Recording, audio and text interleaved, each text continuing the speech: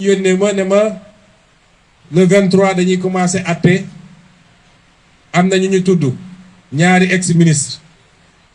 Ismaïla Madior ak keneen ma tudd leen may leen yéen ñii ngeen ñeme ñii liñ leen di jiiñ boo ko dajalee ba dajalee matul sax 100 millions wala 200 millions ngeen ne ñooñu ngeen di atte ji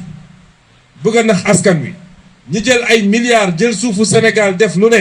tey ña ngay baagante ku ci génn soo takkee sa micro boo xasee Ousmane Sonko ñu ne la eskay loolu moo xew ci réew mi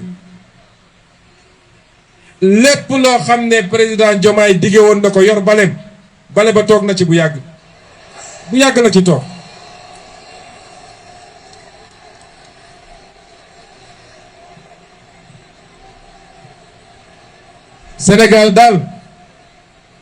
Sénégal daal ku fi sàcc ginaar wala nga wekki rétroviseur jàmbur yow yaa amul ay nijaay ak ay bàjjen ci réew mi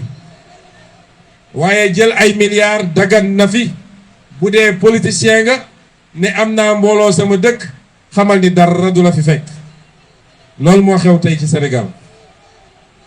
loolu la ñu bëgg am ci Sénégalais yi dem ba ñu banaliser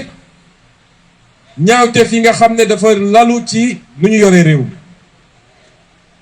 moo tax ma ne leen réew gis nga Japon nit démissionné na fa ministre wala premier ministre démissionné na fa parce que dañu ne dafa dem